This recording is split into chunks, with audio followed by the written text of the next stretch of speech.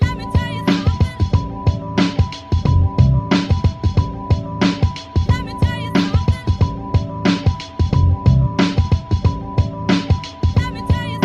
a few will understand and appreciate what's about to happen. Boxing. Beats and rhymes. No one can do it better. Just wanted to talk to you about what you've been doing the past couple of weeks. You were out in Spain, obviously helping Conor Benn prepare for his fight with Chris Eubank Jr. A fight we've talked about quite a lot. Were you surprised to get the call? Like, I wouldn't necessarily say you've got an identical style to Eubank Jr. Not really surprised in the sense of, obviously I know Tony Sims, good man, good coach, and he's done the gym a lot. He's helped me a lot with his fighters and Jimmy and George, helping me get ready for fights all the way back from Linus. And then obviously to my recent fight in Brad Pools, he helped me a lot, bringing these boys down for me to spar and help me get ready for these fights. So obviously when he's asked me, it was a no-brainer. I was like, all right, cool, I don't mind, I'll come over and help you guys, because I'm more than happy to come down. We had a good time, the gym was nice. They would just ask me to do certain things. Of course, me and Eubank don't have identical styles, but we do have identical shot selection. Our money punches are the uppercut, the hook, little things like that, so yeah. And you've got quite long arms for the weight as well, which I know Eubank has. Yeah, I guess so. Yeah. I'm the closest they could have got to replicate Eubank.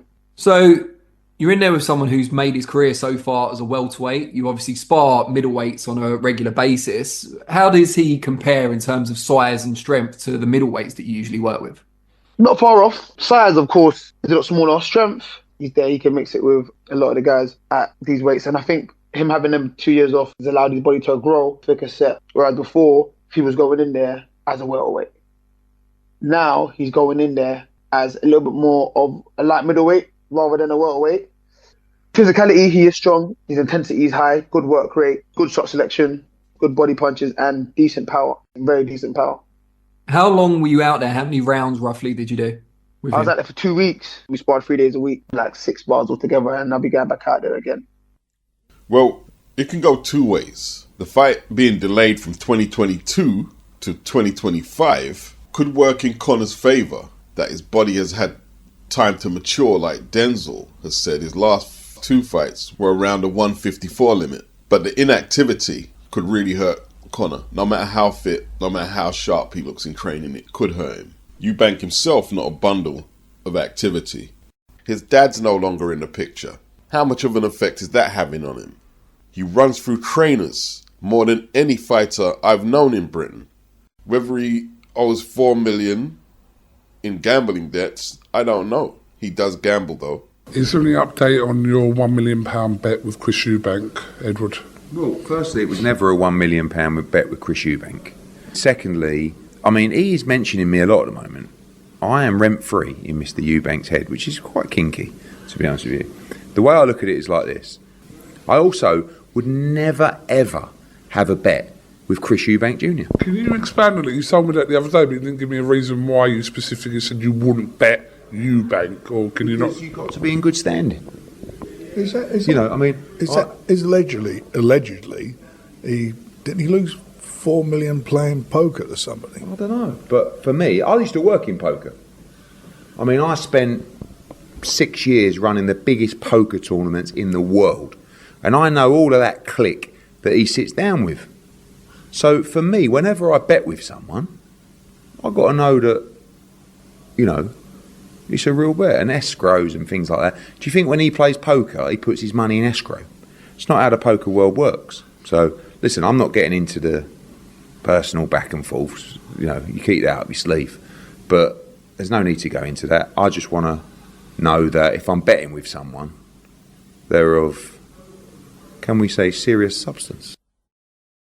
He said he knows the clique that Eubanks runs with in the poker circles. I'm not going to go into the personal back and forths. I keep that up my sleeve. So he's suggesting he knows more, whether Chris is in debt or of his character or the people he's hanging with, his character. Saying he definitely wouldn't take a bet with him in particular. So there's something he wants to say, but he's not saying. I will say this though, right? Gambling takes over people's lives. Whatever else was their passion takes second place. Family, profession, sport, hobbies take second place. Sometimes when you see these aging fighters take a beating at the tail end of their careers, we put it all down to them not being who they used to be physically, but a lot of the times what we're seeing is jadedness, the experiences of the industry making them become bitter. Like the outburst in Riyadh. All these promoters are scumbags. And then you hear things. Oh, he's a gambler. They're trying to turn my son into a bling boy is what his dad said. Chris has to understand that trying to serve up Conor Benn's head on a platter to the public so they can all celebrate around the streets that we've cornered the drug cheat is not necessarily going to win him this fight. Him claiming that he has the righteous moral high ground on Conor is not necessarily going to win him the fight. You see, unless the fight is fixed, it's a fight. The history and legacy of their fathers, put that aside, it's a fight. Whatever Conor's past transgressions are, put that aside, it's a fight. Whatever you bring into the ring is either going to bring you down or bring you to victory. Yeah? I don't think Conor has the baggage that Chris has, despite the media crucifixion in the last couple of years. I think he's locked in. And that's where Chris needs to be as well. Now, can Conor beat a legit middleweight is the question. And the answer is yes, if the legitimate middleweight is focused on the wrong things. Boxing. Beats and rhymes. No one can do it better. Tim Tszyu started 2024 as WBO 154-pound champion. He first became interim champion 2023 and then was elevated. Jai Opetaia started 2024 as IBF Cruiserweight champion and has been champion since 2022. Jai still got his straps and has successfully defended his strap an impressive 5 times and is already one of the best fighters Australia has ever produced. He's an exceptional talent. But who predicted the turn of events for Tim Tszyu? Keith Thurman pulled out of his title challenge against Tszyu. The basketball-esque Sebastian Fundora wins a split decision over Tim Tszyu. The vacant WBC belt's on the line. Tim follows that up by challenging Bakram Mutazaliev for his IBF title. The thing that sticks in my mind is when Tim dabbed at his forehead and he wasn't even cut. That was carryover from the amount of blood that he leaked against Sebastian Fundora, and he was stopped in 3 by Mutazaliev. Don't want to go into the in and outs, but Tim's management throughout 2024 was shockingly bad. Horrible decisions they made for Tim. He's there on PBC cards fighting Sebastian Fundora. 6'6" Fundora at short notice after spending a whole training camp preparing for Thurman. Cancel the fight. And this unknown dangerous Eastern European after coming off a loss. What's going on there? June 2024, Liam Paro won the IBF 140-pound title against Subriel Matias. Looked very impressive in Puerto Rico, only to lose it 6 months on against Richardson Hitchens. It says split decision on BoxRec, but Hitchens washed Liam. Devin Haney was mentioned as a possible first defence for Liam in Australia, but the TV networks, they couldn't get their shit together. Time ran out and he ended up losing his title to Richardson in Puerto Rico. At the time, I was thinking, you're Australian. Richardson is from Brooklyn. Why are you defending the belt in Puerto Rico? What's going on? You know, we kept hearing that Australian boxing is going to become this thing, but you couldn't get a TV deal together for Liam Paro to defend in Australia. That's crazy. Belt gone. You had Dempsey McKean looking strong after that credible showing against Philippe Hrgovic. Could he test Moses Atoma? 11 fights, 9 inside the distance, no defeats, no draws from the UK. He was cruelly blasted out in 1 round on the undercard of Usyk versus Tyson Fury 2. The Aussies were hoping to catch Keith Thurman on the slide at 36 years of age, having been inactive since 2022. Unfortunately, Brock Jarvis wasn't up for the job and was stopped in 3. Then you had George Kambosos, who last May challenged for the vacant IBF 135-pound title against Vasyl Lomachenko. And Lomachenko destroyed him. He destroyed him. We're talking about a former unified lightweight champion in George Kambosos. He came back against Jake Wiley and won a 12-round decision. Started well, got cut, but fought his way through to a deserved decision. Is he still world class? Is he really ready to challenge Richardson Hitchens for that 140-pound IBF title? I don't think so. Sky Nicholson was on the undercard. She lost her WBC featherweight title to Tiara Brown. Sky looked flat, unable to deal with the aggression. Tiara Brown just out-hustled her. There was a lot of expectation from Sky because of her aesthetics, but she shouldn't be concerned about the stardom as much as being a pugilist. Got to strike the balance. Shanika Johnson, however, defended her WBA title successfully against Nina Hughes for the second time, this time more convincing. But yo, we need Shanika back in that body paint. That's what we need. Two former IBF champions, Ebony Bridges, Australia, Kell Brook, UK, have had a baby. Congrats. Maybe their kid will grow up to be a fighter.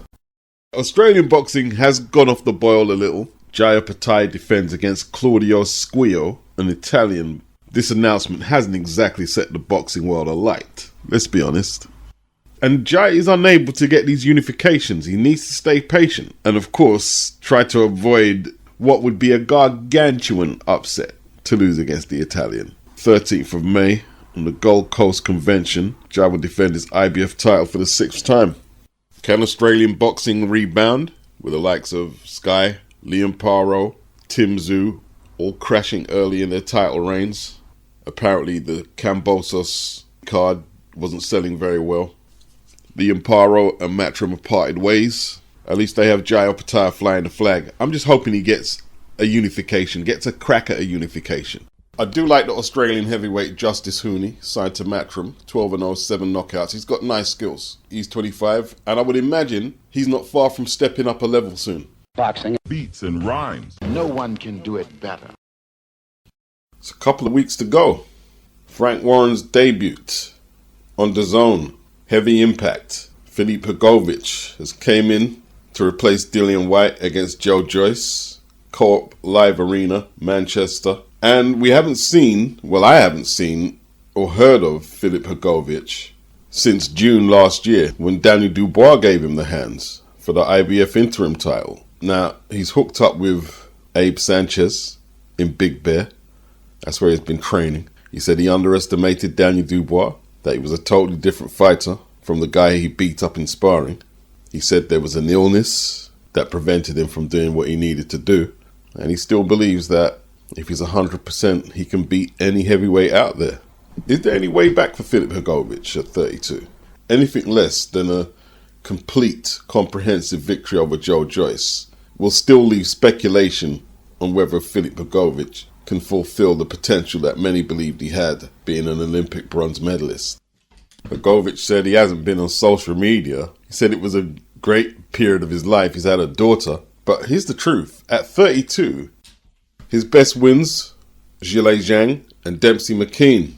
People would argue that Zhang won that fight and Dempsey took him into the 12th. And we saw what Moses Atom had done with Dempsey. There's a lot of pressure. He dare not let that fight go to the scorecards against the home fighter, Joe Joyce. He needs a stoppage. I don't know who's training Joe, but it's up to them to keep Joe's ambitions in the fight because it's likely he'll be outboxed early and perhaps catch Hrgovic out in the second half of the fight. He said he was sick against Daniel Dubois, but maybe has a stamina issue. It's an interesting fight. They've got to pump certain platitudes into Joe, just pump them into his head, you know? Like, Hrgovic's confidence could be down because he was very arrogant. Pre-Daniel Dubois, he was so arrogant, calling Daniel stupid. He mentioned that, I don't know, what happened in the sparring? This guy is so fucking stupid. He mentioned the sparring where he got beaten up. So why you mention this? You should be quiet about this. I should mention this. He got the mic and he talked about that sparring. He was destroyed, man. I mean, it was a long time ago. He was young, but I was young as well, you know. I just turned professional. We arranged for sparring. I smashed him 3 times, and after third sparring, they called and said, "Oh, we can do 4th sparring. He don't feel good." And then he fight 1 or 2 weeks after that, and then he postponed the fight, and I heard that he was in hospital after that. So I didn't stop him, but he received a lot of punishment, you know. I just punched him so many times. He couldn't deal with my pressure and with my speed and with my intelligence. And he had that smug look on his face. Hey, by the end of the fight, man, he looked like a wreck. An absolute wreck. I did pick Hrgovic to win, but I'm not sure if he's over the Dubois defeat yet. I'm not sure. Boxing. Beats and rhymes. No one can do it better. Tell you what, there's a lot happening at DAZN. A lot. Frank Warren and Eddie Hearn did their media day. They spoke to TalkSport, IFL, Stomping Ground, amongst others. Matchroom have their next gen card on this weekend, and Frank makes his debut with the heavy impact card next week. Although it's not as heavy as Frank wanted it to be, Richard Riakporhe doesn't have an opponent. They haven't got a TBA, and his name is not on the BoxRec event for the show. Looks like Richard better go talk to Ben Shalom to get him a fight ASAP.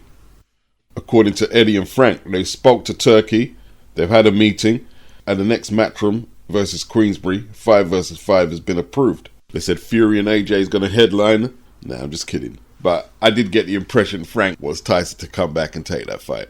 Boxing. Beats and rhymes. No one can do it better. That old chestnut, the Cuban heavyweight. You know what I mean? You had Nino Valdez, contender in the 40s and 50s. He was very good. Teofilo Stevenson, one of the greatest Olympians ever. He never turned pro. There was talk about him facing Ali. He didn't turn pro. Felix Savon was an excellent amateur. He didn't turn pro. Jorge Gonzalez had an exemplary amateur ledger. Turned pro, got turned over by Tim Witherspoon and Riddick Bowe. Orlania Solis stopped David Hay in the World Championships, and it was a very good amateur. He crashed as a pro. Knee collapsed in his title challenge against Vitaly Klitschko and just regressed. Erislandy Savon, a relative to Felix Savon, arguably beat AJ in the Olympics but didn't get the verdict. He never turned pro. He also knocked out Lawrence Okoli. Mike Perez, Luis Ortiz, and this Leon Pero in this picture, he looks a little like Luis Ortiz. Maybe it's the haircut. He signed a co-promotional deal with Matchroom and Box Lab Promotions. He fought in Germany early in his career. 11 fights in 6 years. Why the inactivity? They're saying he's 32, based in Florida. And like, the card he's debuting on is not a Matchroom card. It's a Box Labs card, but it is on DAZN on the 19th of April. Some people are saying that Pero's chin is a little shaky. I don't know. I haven't seen much of him. His name did come up as a potential opponent for Fabio Wardley a couple of months back. Fabio was with Frank Warren yesterday. Fabio looked like he wanted that Pulev fight at Portman Road, Ipswich Town. That's his local football team. Let's see if Frank can pull it off. I don't know how good this LENIER Pero is. I was supposed to do a little background check on him a little while back. I didn't get around to doing it. And I'm assuming Eddie's got him there because Frank has so many heavyweights and they're going to be doing collaborations. And Eddie has so few heavyweights. He says to try and get the numbers up. So, 12 cards in 2 months for April and May on DAZN. We've got Shakan Pitters against Daniel Dos Santos for the European title. That's April the 4th. April the 5th, Joe Joyce versus Filip Hrgovic. April the 12th, welterweight unification between Jaron Boots Ennis and Imentius Stanionis. April the 19th, European title fight, Dalton Smith defends against Matthew Germain. April the 26th, Conor Benn versus Chris Eubank Jr. May the 1st, Kevin Lerena versus Serhii Radchenko. May the 2nd, Ryan Garcia versus Rolly Romero and the return of Devin Haney. May the 3rd, Canelo versus William Skull. May the 10th, Anthony Kakache versus Lee Wood. May the 13th, Jai Opataya versus Claudio Squeo. May the 17th, Johnny Fisher versus Dave Allen. May the 23rd, Terry Harper versus Natalie Zimmerman. And May the 24th, Josh Taylor versus Echo Esselman. It's a lot of boxing. It's a lot of boxing. Has to be said. At all different levels. Big up Bass the Kid. You know what I mean? I'm rolling with Bass on this. MIKAELA Ma trying to get under Sandy Ryan's skin. They fight for MIKAELA's WBO welterweight title on Saturday. MIKAELA complaining Sandy decided not to show up to our scheduled face-to-face on Sky Sports today. Not very considerate or professional to treat your home country's broadcasting network, but leave it to the champ, I guess. So she had to go face to face with herself and shout at herself. But, yo, Bass is right. Sandy fights on DAZN. Why would she give the content to Sky when she doesn't need to? MIKAELA has an obligation to Sky with Top Rank because Sky broadcasts the Top Rank cards. It is what it is. I guess the one rebuttal, if Bass is watching, is it's not so much giving Sky the props and the promotion, but she also promotes herself by partaking in the face-to-face. I'm guessing Sky won't be too happy either. But then again, Eddie was complaining that Sky wasn't giving Katie Taylor and some of their fights any coverage, or Sky Sports News, let's say. Hey, the beef is on, man. The network wars are on. Frank Warren, Eddie Hearn, Golden Boy, Ben Shalom isolated over there at Sky. There was talk that Sky were going to renew the contract, and they may well do, but from what I've heard, it's no certainty. I don't know where that news is coming from. It's no certainty. Boxing. Beats and rhymes. No one can do it better.